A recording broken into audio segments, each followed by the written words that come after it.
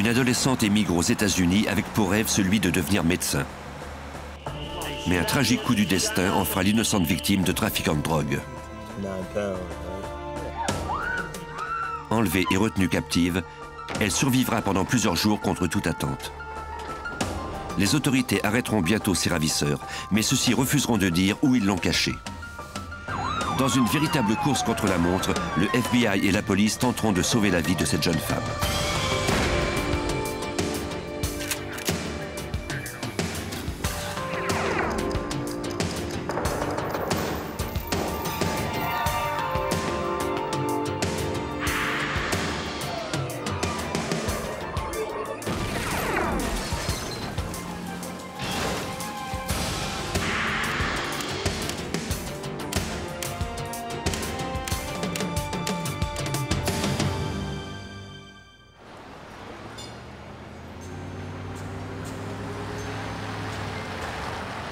Le 24 septembre 1994, à Arlington, au Texas. C'était samedi soir et Lisa Renee, 16 ans, était chez elle en train d'étudier. Elle souhaitait obtenir les meilleurs résultats scolaires possibles pour ce premier semestre dans un collège américain, car elle espérait un jour retourner aux îles Vierges comme médecin.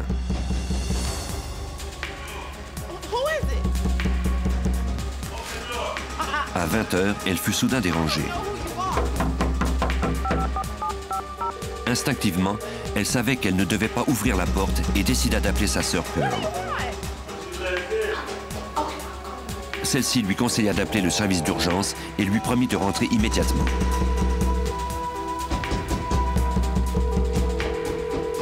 Arlington 911, what are you reporting? Oh, ma'am, hurry up. Who do they say that they're looking for? Lisa dit à la téléphoniste que des hommes essayaient d'entrer chez elle, des hommes qui disaient être des agents du FBI.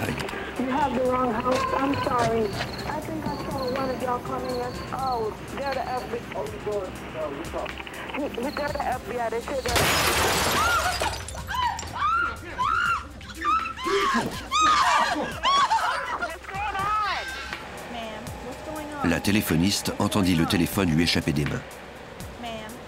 Puis ce fut le silence.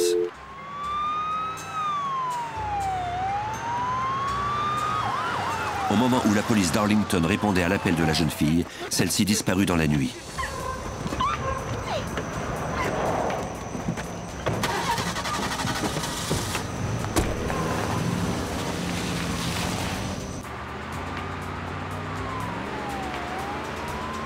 Les policiers ignoraient qu'ils allaient bientôt la croiser sur la rue.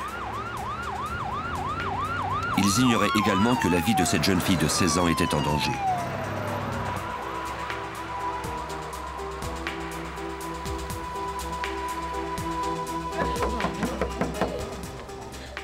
Les policiers étaient sur la scène du crime en compagnie de Pearl, la sœur de Lisa, lorsque le détective John Stanton arriva. Cet enquêteur chevronné de la police d'Arlington prit la direction de l'affaire. Dès l'appel au service d'urgence, il était évident qu'il s'agissait d'un enlèvement et que c'était grave. La téléphoniste avait eu la nette impression qu'il s'agissait d'un acte criminel violent. Le détective devait maintenant tout savoir et rapidement. Les heures qui suivent immédiatement un enlèvement sont très importantes. Pearl dit aux policiers tout ce qu'elle savait.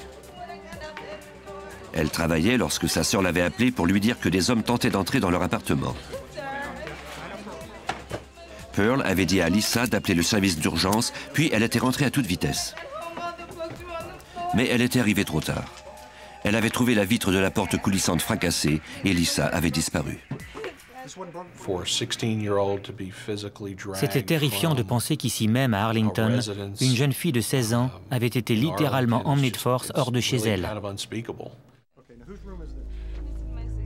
Pearl déclara aux enquêteurs que ses frères, Neil et Stanfield, habitaient également avec elle. Ils avaient été évincés de leur appartement pour y avoir vraisemblablement vendu des narcotiques. Pearl ajouta que sa famille venait des îles Vierges. Ses frères et elle étaient venus s'installer aux États-Unis les premiers. Lisa était venue les rejoindre juste à temps pour la rentrée scolaire. C'était une étudiante exemplaire. Les techniciens fouillèrent l'appartement en espérant y trouver des indices sur l'identité des ravisseurs. Ils ne trouvèrent aucune empreinte digitale provenant d'inconnus. Peut-être les ravisseurs étaient-ils des connaissances des membres de la famille. Les enquêteurs demandèrent à parler aux frères de Pearl et Lisa, mais ceux-ci étaient sur le chemin du retour d'un festival de musique qui avait eu lieu à Houston. Les détectives demandèrent à Pearl de les joindre sur leur téléphone portable. Lorsque le détective Stanton les eut au bout du fil, ceux-ci se trouvaient à 80 km de l'appartement. Quand je les ai rejoints, j'ai commencé par parler à Stanfield. Celui-ci m'a dit qu'il n'avait pas la moindre idée de qui pouvait avoir fait cet enlèvement. Il ne devait pas d'argent à qui que ce soit, et cela ne pouvait pas être relié à une transaction de drogue, selon lui. Les deux frères n'étaient impliqués dans aucun trafic de narcotiques. Pendant que les techniciens judiciaires ratissaient l'appartement à la recherche d'autres indices, le précieux temps continuait de s'écouler. Ils recueillirent des fragments de verre qui provenaient de la porte coulissante, ainsi que des échantillons de cheveux et de fibres. Ils prélevèrent toutes les empreintes, seulement pour en venir à la conclusion que les ravisseurs portaient des gants. Ce détail était particulièrement inquiétant pour les détectives. Cela laissait présumer que Lisa Renee était tombée entre les mains de criminels d'expérience. Pour retrouver la jeune fille en vie, le détective Stanton devrait compter sur toute l'aide qu'il pourrait trouver. On doit pouvoir utiliser toutes les ressources dont on dispose, et cela inclut des effectifs supplémentaires et le FBI. Il faut faire appel à tout ce qu'on a comme ressources. Des agents spéciaux du bureau de Fort Worth du FBI se joignirent aux enquêteurs sur la scène de l'enlèvement. L'agent Kenneth Bersono trouva inquiétant que les ravisseurs se soient identifiés comme étant des agents du FBI. Vérification faite, il n'y avait pas d'enquête dans le quartier à laquelle des agents du FBI auraient pu participer. Des voisins affirmèrent avoir aperçu 4 jeunes noirs rôder près de l'immeuble peu de temps avant l'enlèvement. Ils portaient des vêtements de camouflage et roulaient à bord d'une Cadillac de couleur champagne. L'atmosphère sur la scène du crime était très tendue. La sœur de Lisa Renee était bouleversée de n'avoir pas pu être là pour la sauver. De plus, les autres locataires étaient terrifiés d'apprendre qu'une jeune fille avait été enlevée aussi facilement dans leur immeuble.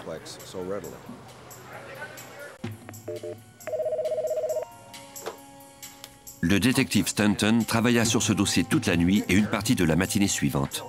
Tôt le 25 septembre, il reçut un appel des frères de Lisa. Ceux-ci avaient trouvé une Cadillac de couleur champagne à Irving, une localité voisine. La voiture correspondait à la description qu'avaient faite les résidents de l'immeuble. Nous avons trouvé étrange qu'il nous donne ce renseignement. À peine arrivés à Arlington, les frères s'étaient rendus sans raison apparente à Irving, qui est situé à une certaine distance.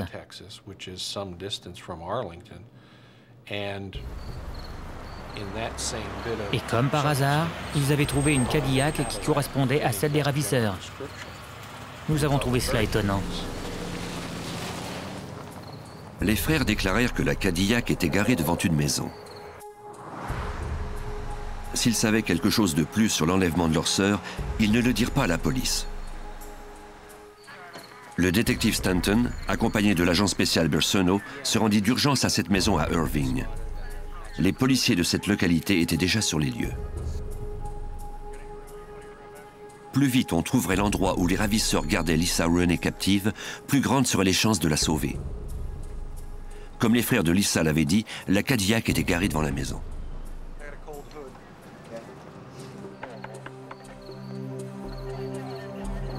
Une femme répondit à la porte. Nous lui avons donné la raison de notre présence et lui avons dit que nous étions de la police d'Arlington et du FBI.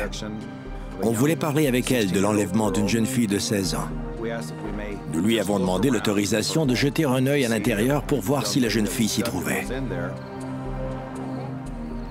La femme déclara que la voiture appartenait à son mari, mais que celui-ci n'était pas à la maison puisqu'il travaillait de nuit.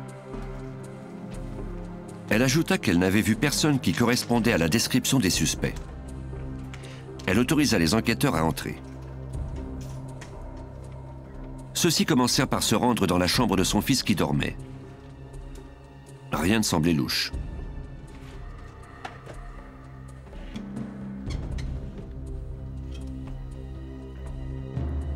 Dans une autre chambre, ils réveillèrent une femme qui dormait dans un lit double. Il semblait bien qu'elle était seule.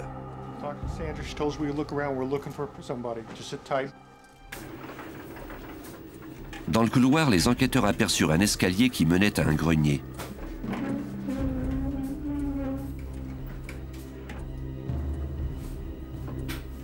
Un des policiers d'Irving monta et jeta un coup d'œil.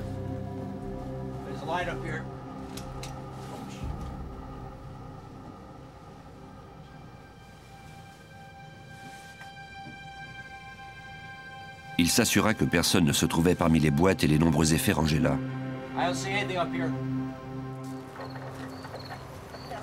Les enquêteurs quittèrent les lieux, toujours méfiants. Toutefois, sans mandat, ils n'avaient pas le droit de pousser les recherches.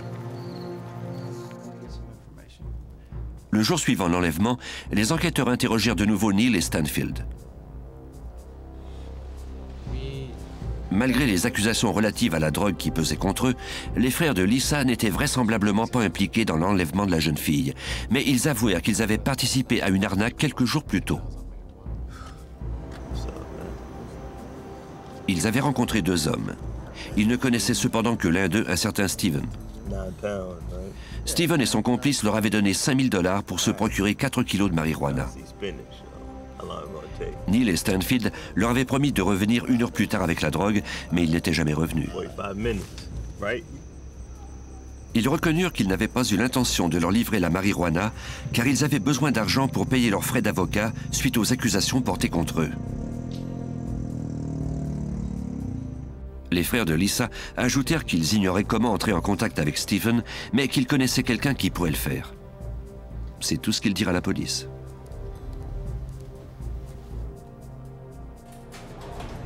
L'homme qui connaissait Stephen était un prisonnier qui purgeait une peine de réclusion de 9 ans à la prison de Tarrant County. Il déclara à la police que le nom complet du suspect était Stephen Beckley.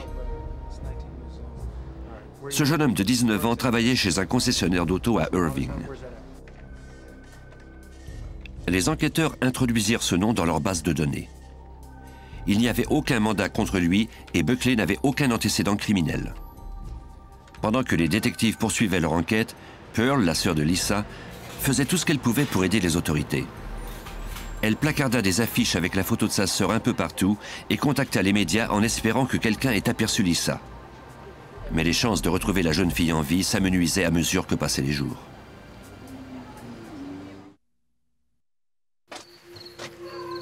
Le 24 septembre 1994, Lisa Renee, 16 ans, avait été enlevée de son appartement à Arlington, au Texas.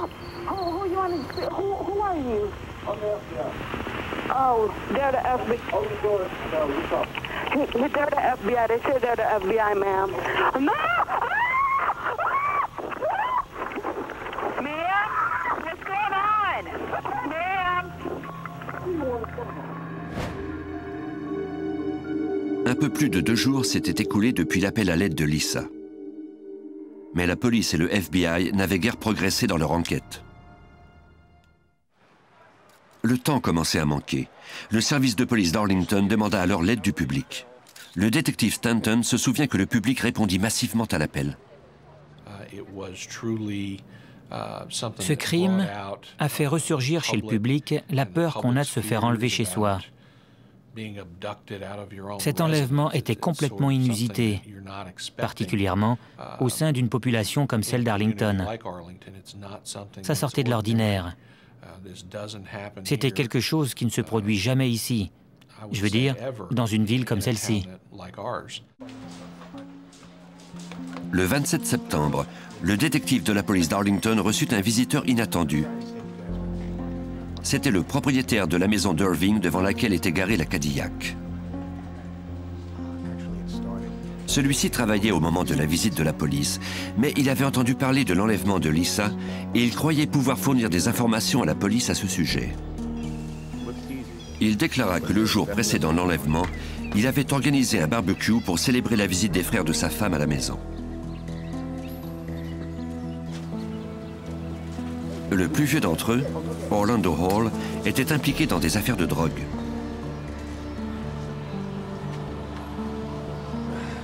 Il croyait aussi que le plus jeune, Demetrius, avaient les mêmes activités illégales. Leur ami Stephen Beckley s'était joint à eux.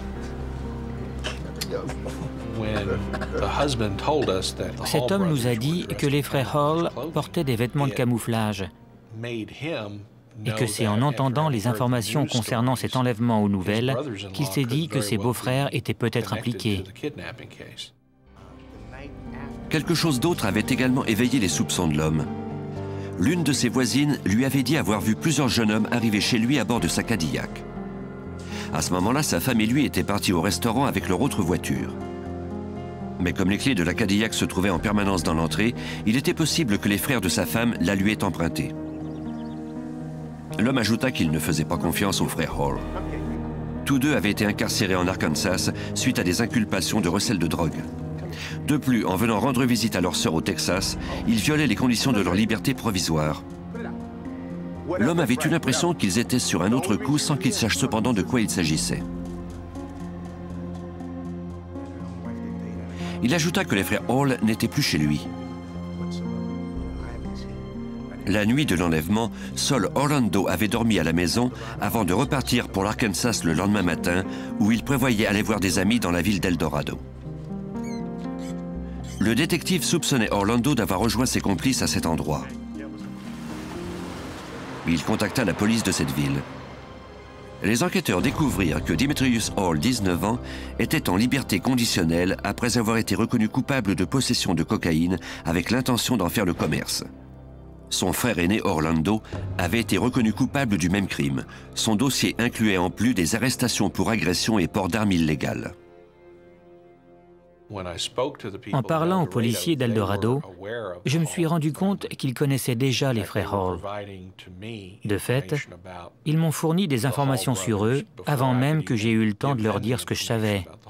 Les deux hommes étaient bien connus des forces policières de cette localité.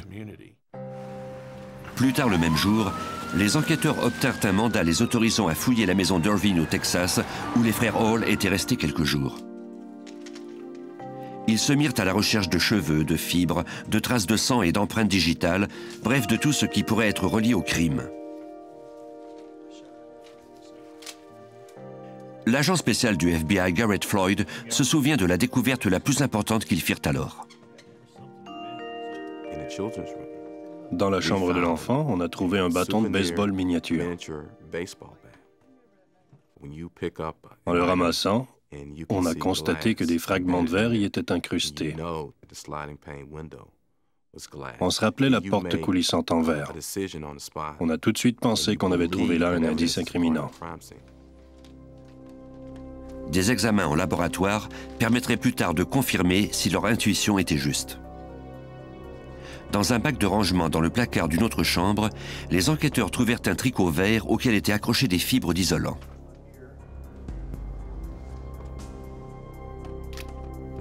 On préleva cet indice pour procéder à des analyses.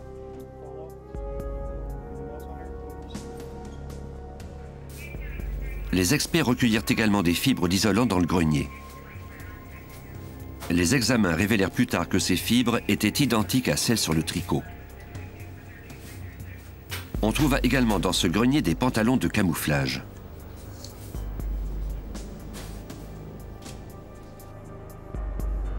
Les techniciens judiciaires fouillèrent ensuite la Cadillac à la fourrière du service de police. Il n'y avait aucune empreinte digitale suspecte. On trouva quelques fragments de verre dans la voiture qui pouvaient provenir de la porte coulissante de l'appartement de Lisa. Les enquêteurs les envoyèrent au labo pour les soumettre à des analyses. En attendant les résultats, ils obtinrent les mandats d'arrêt des frères Hall et de leur ami Stephen Beckley, car ils disposaient d'assez d'indices pour établir un motif raisonnable. Mais on n'avait toujours pas retrouvé Lisa Renee. L'agent Floyd travaillait sans relâche, sachant que plus le temps passait et plus on risquait de ne jamais la retrouver en vie. Nous voulions résoudre cette affaire à tout prix, d'autant plus que nous savions que chaque minute comptait. Nous avons déployé tous nos efforts pour retrouver la victime. Les enquêteurs espéraient retrouver la piste de Lisa, une piste qui aboutissait pour l'instant à quelques fragments de verre. Les techniciens comparèrent les fragments trouvés dans la voiture et ceux qui s'étaient incrustés dans le bâton de baseball à ceux recueillis chez Lisa. Au laboratoire du FBI à Washington, le superviseur et expert judiciaire Bruce Hall s'attela à la tâche pour établir si tous les fragments de verre provenaient de la même porte coulissante.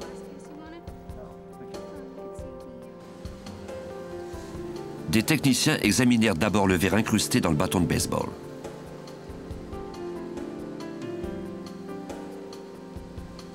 Ils en évaluèrent la composition. Il était identique aux morceaux de vitre recueillis à l'appartement de Lisa. Pour confirmer leurs résultats, les experts en mesurèrent également l'indice de réfraction, c'est-à-dire la façon dont l'échantillon réfléchit la lumière. En examinant les caractéristiques du verre de la scène du crime et celui provenant du bâton de baseball, j'ai pu constater que l'indice de réfraction du verre et sa composition étaient parfaitement identiques. Cela m'a permis de conclure que le verre du bâton de baseball provenait de la scène du crime. Le verre recueilli dans la Cadillac n'était toutefois pas le même. On découvrit plus tard que les fragments provenaient d'une vitre de la voiture qui s'était brisée quelque temps auparavant. À la demande du FBI et de la police d'Arlington au Texas, les détectives d'El Dorado en Arkansas se mirent à la recherche des fugitifs. Ils trouvèrent Demetrius Hall chez son père.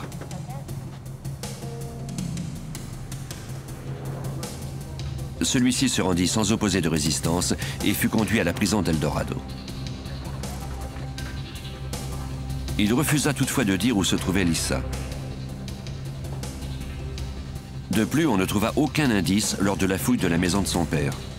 Les enquêteurs ignoraient toujours où Lisa Renée se trouvait et si elle était encore en vie.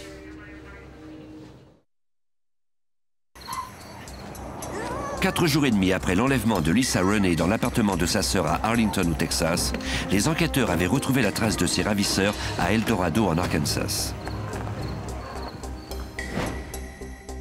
Un des trois suspects, Demetrius Hall, était en détention provisoire. Les enquêteurs étaient toujours à la recherche de son frère aîné Orlando, ainsi que de Stephen Buckley.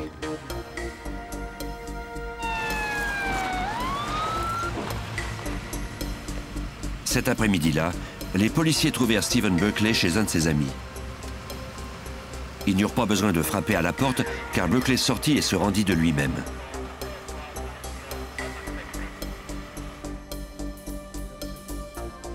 Les agents du FBI et les détectives d'Arlington se rendirent à El Dorado en avion pour y interroger les suspects. Au début, Stephen Buckley n'était pas coopératif. Mais l'agent Garrett Floyd refusait d'abandonner. Buckley m'a dit qu'il ignorait ce qui s'était passé. Mais après une heure d'interrogatoire, il a commencé à me regarder dans les yeux.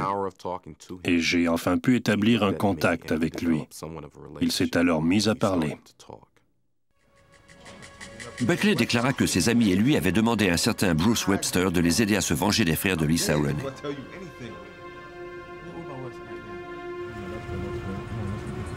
Webster était un criminel reconnu. Ce tueur à gages avait la réputation d'être un homme violent. Son plan consistait à arroser les frères de Lisa d'essence et de les mettre en feu s'ils ne leur rendaient pas la drogue ou l'argent qu'il leur avait promis.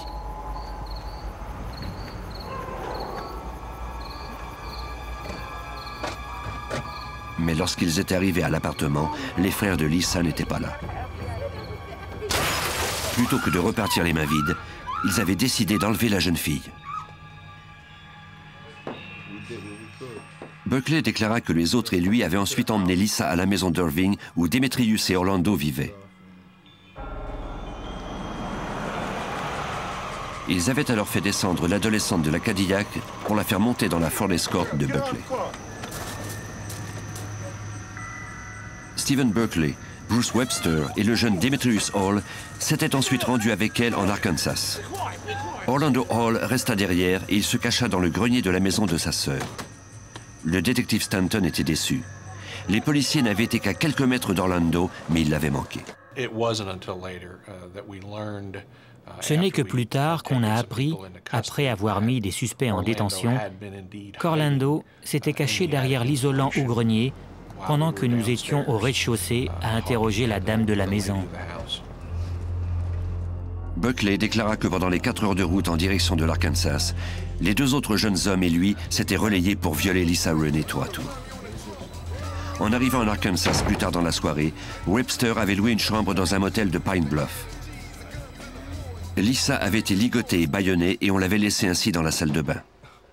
Les agents insistèrent auprès de Buckley pour qu'il leur dise si la jeune fille était toujours vivante et où elle se trouvait. Chaque minute comptait pour la retrouver en vie, mais Buckley refusa d'en dire plus. Il déclara que tant que Bruce Webster serait en liberté, il avait trop peur de parler. Il croyait, en fait, il savait que Bruce Webster le tuerait, lui et quiconque raconterait ce qui était arrivé à Lisa Renee. C'était cette frayeur-là que Bruce Webster avait instillée aux complices qui avaient pris part à l'enlèvement.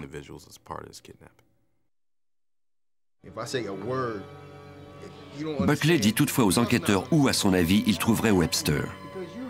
Selon lui, l'ex-prisonnier était peut-être encore au motel de Pine Bluff où ils avaient retenu Lisa Renee captive 4 jours plus tôt. Pine Bluff est situé à 140 km d'Eldorado. Les agents interrogèrent la gérante pour corroborer la déposition de Buckley. Ils espéraient y trouver Webster, de même que Lisa Renee. En interrogeant la gérante, on a appris que Webster avait bien loué une chambre à ce motel. Pendant qu'il s'enregistrait, elle avait vu une jeune fille tenter de sortir de sa voiture. Bruce se serait alors tourné vers les autres occupants de la voiture et leur aurait dit « Faites remonter cette garce dans l'auto ». Bruce Webster et ses compagnons se seraient ensuite rendus à l'arrière de la propriété en auto pour accéder à leur chambre. La gérante montra ensuite aux enquêteurs son registre du 25 septembre. Webster avait loué la chambre 513. Cette chambre avait été relouée par la suite et nettoyée à plusieurs reprises depuis son départ. Les probabilités d'y trouver des indices étaient bien minces. Une unité spéciale du FBI fut dépêchée sur les lieux. L'agent et le détective poursuivirent leur interrogatoire de Buckley. Ils lui demandèrent de leur raconter ce qui s'était passé dans cette chambre, en espérant qu'il finirait par laisser tomber sa garde et qu'il leur dirait où se trouvait désormais Lisa. Une fois qu'on a conduit Buckley au motel de Pine Bluff, on a tout de suite eu le sentiment qu'il nous fallait faire vite. Buckley nous avait assuré que la dernière fois qu'il avait vu la jeune fille à ce motel, elle était encore en vie. Buckley déclara à la police que les hommes avaient violé Lisa à plusieurs reprises dans la salle de bain. Le reste du temps, elle avait un sac de papier sur la tête. Lors de leur seconde nuit au motel, les ravisseurs avaient failli être pris sur le fait. Un gardien de sécurité avait frappé à leur porte.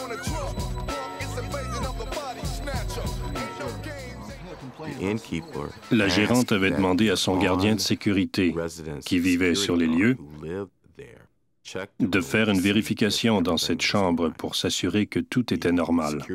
Le gardien de sécurité est donc allé à la chambre et il n'a pas vu Lisa Renee. Par la suite, Stephen Buckley nous a dit que si le gardien avait vu la jeune fille, les hommes l'auraient sans doute tuée. Buckley et ses complices craignaient le retour du gardien de sécurité. Le motel n'était plus un endroit où ils pouvaient se cacher sans courir de risque. Pendant que Buckley racontait son histoire, des techniciens judiciaires tentaient de trouver des preuves que Lisa Renee avait séjourné dans la chambre. L'expert judiciaire Joel Stevenson, du service de police d'Arlington, était résolu à trouver une preuve pour corroborer la déposition de Buckley. Nous y sommes allés en sachant qu'on avait commis vraisemblablement des viols à répétition dans cette chambre.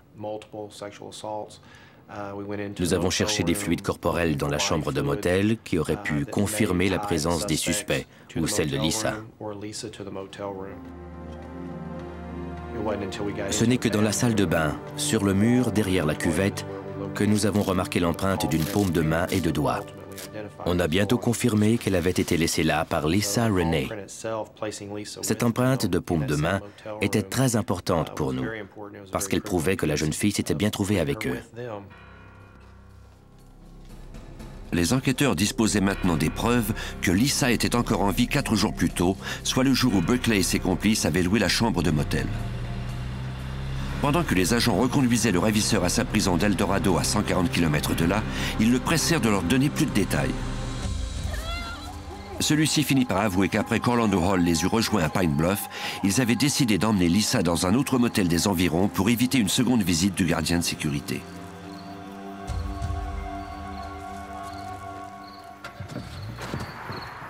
Après quelques jours à cet autre motel, les hommes étaient devenus de plus en plus anxieux à l'idée de se faire arrêter. Ils avaient mis au point un plan pour se débarrasser de la jeune fille. Demetrius Hall resta derrière pour nettoyer la chambre, pendant que les 3 autres hommes forcèrent la jeune fille à monter à bord de la voiture de Webster et se dirigèrent dans un secteur rural.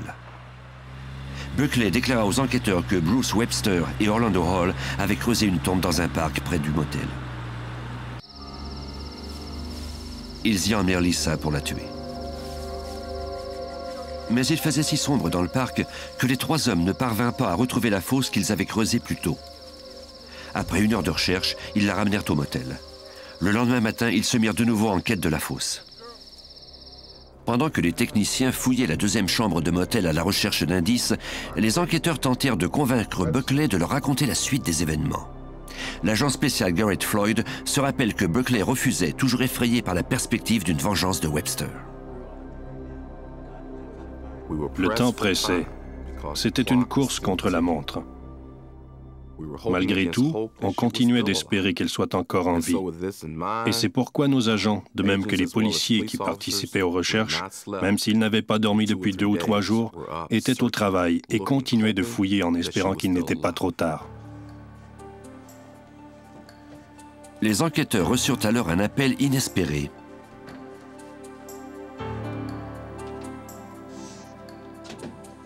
L'équipe d'experts du FBI qui travaillait au 2e motel avait aperçu Bruce Webster arriver à bord de sa voiture. Il est arrivé dans le stationnement. Nos policiers et agents du FBI sont alors allés lui parler.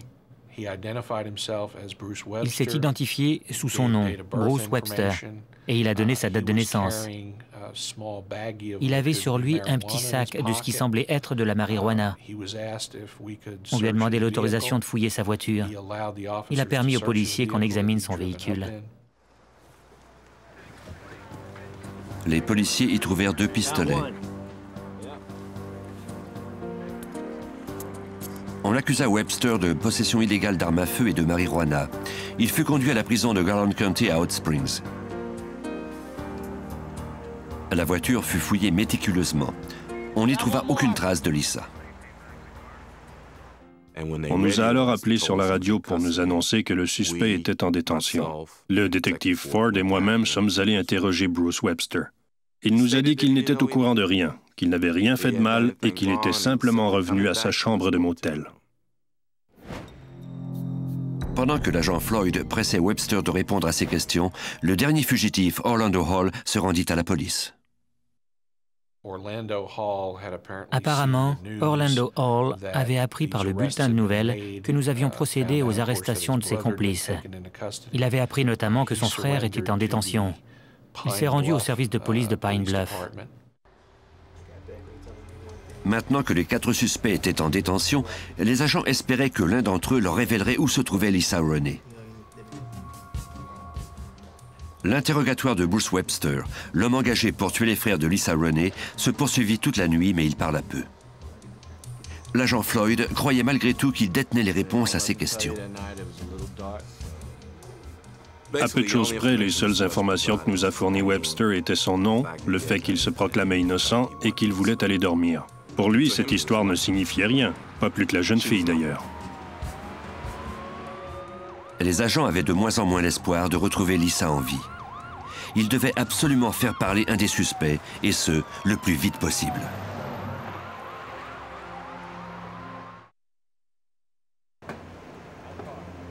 6 jours après l'enlèvement d'une jeune fille de son appartement d'Arlington au Texas, les enquêteurs pressaient ses présumés ravisseurs de leur dire où elle était. Jusqu'à maintenant, le tueur à gages Bruce Webster était resté muet. Mais la persévérance de l'agent spécial Garrett Floyd finit par se révéler payante. Webster reconnut enfin que Lisa était morte.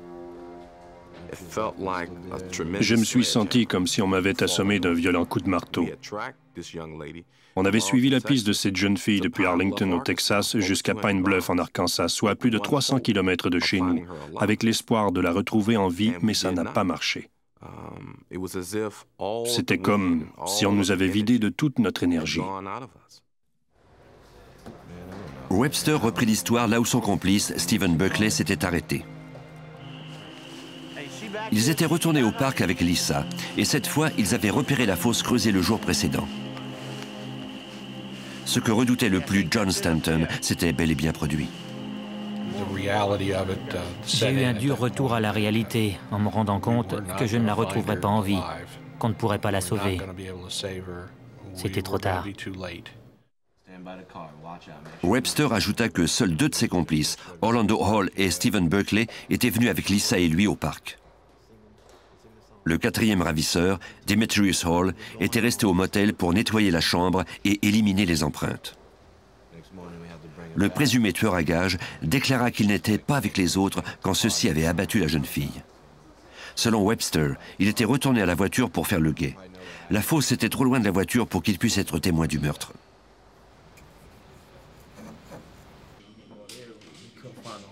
Maintenant que Webster était en détention et par conséquent hors d'état de nuire, les agents espéraient que Buckley corroborait ses aveux. L'agent Floyd était persuadé que Buckley en savait bien plus que ce qu'il avait révélé. Il m'a regardé et m'a dit « Vous savez, je ne vous ai pas tout dit, je vous ai menti. » Et je lui ai répondu « Oui, je le sais, tu ne m'as pas menti, mais tu m'as caché des choses. » Il m'a alors dit « Vous avez raison. » Et il s'est mis à pleurer. Stephen Buckley m'a alors avoué que la jeune fille était morte, qu'on l'avait enterrée dans ce boisé et qu'il fallait aller chercher son corps. J'ai répondu « On va y aller. Commençons par tout mettre ça sur papier et ensuite on ira la chercher. » Buckley déclara que contrairement à ce qu'avait affirmé le tueur à gages Bruce Webster, ce dernier avait bien été mêlé au meurtre. Selon lui, la fosse était d'une profondeur de 2 mètres. Quand ils sont arrivés là, Lisa, Bruce Webster, Orlando Hall et Stephen Buckley, et que Lisa a vu la fosse, elle a tenté de prendre la fuite.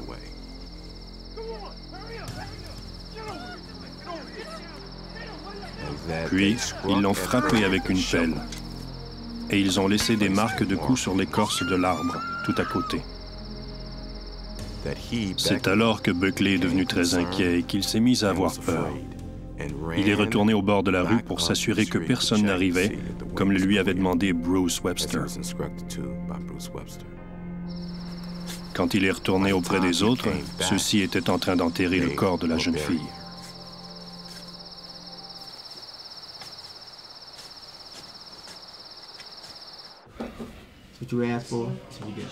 Buckley déclara aux enquêteurs qu'ils étaient ensuite rentrés au motel pour y rejoindre Demetrius, prendre une douche et ensuite qu'ils étaient partis. Ils avaient donné leurs vêtements sales à Webster qui les brûlerait plus tard dans le parc, en même temps que les vêtements de Lisa tachés de sang. Webster était demeuré à Pine Bluff avec Orlando Hall. Quant aux 2 autres, ils étaient retournés à Eldorado.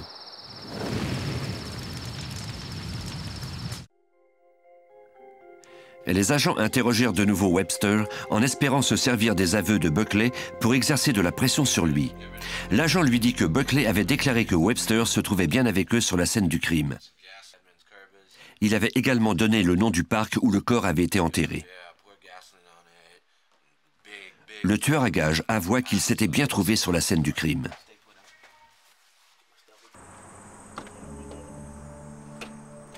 Il reconnut avoir creusé la fosse et proposa à l'agent de lui montrer à quel endroit. Le lendemain matin, les policiers trouvèrent la fosse. Ils commencèrent par examiner les alentours avant d'exhumer le corps. Le site était exactement comme l'avait décrit le tueur à gages, y compris l'arbre meurtri près de la tombe. Déterrer le corps demanda du temps, et c'était une véritable épreuve pour les experts. En plus de creuser, ceux-ci devaient soigneusement examiner la moindre feuille ou motte de terre à la recherche de toute preuve de l'implication des suspects. Joel Stevenson de la police d'Arlington se rappelle quand leur travail a finalement abouti. Nous avons atteint le corps de Lisa à environ 60 cm sous la surface de la terre.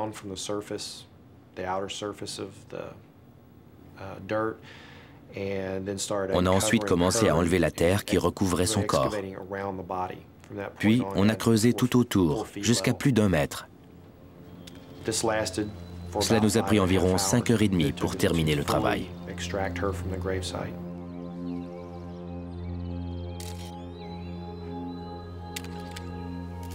Quand les experts trouvèrent le corps de la femme, les enquêteurs accusèrent le coup. Ils avaient tant souhaité sauver Lisa Renee.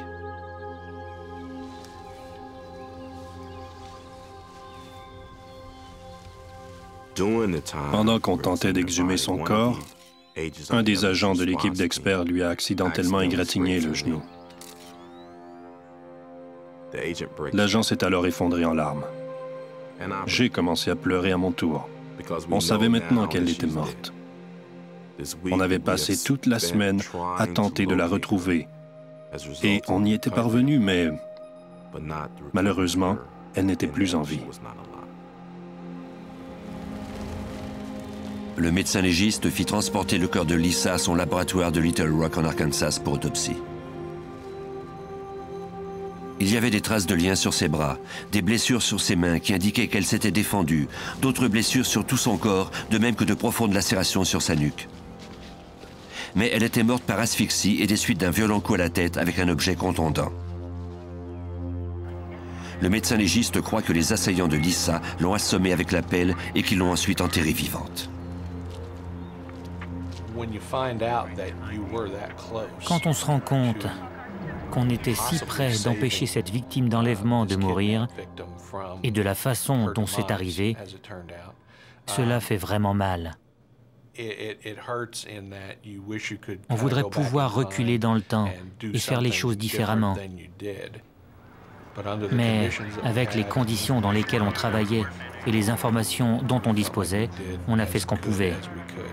Malheureusement, cela n'a pas suffi pour sauver Lisa.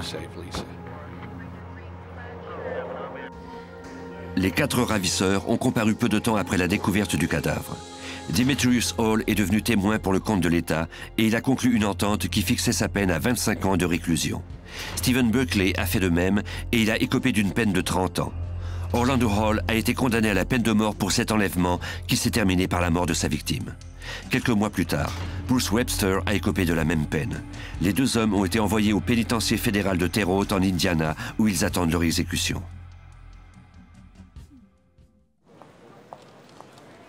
Les procès ont été une mince consolation pour Pearl, la sœur de Lisa. Celle-ci a du mal à réaliser que cette jeune adolescente ne pourra jamais concrétiser son rêve de devenir médecin. Je croyais que cela me réconforterait, mais non, parce que rien ne pourra nous la ramener. La seule chose qui me consolerait, c'est si Lisa était encore là. Mais c'est impossible.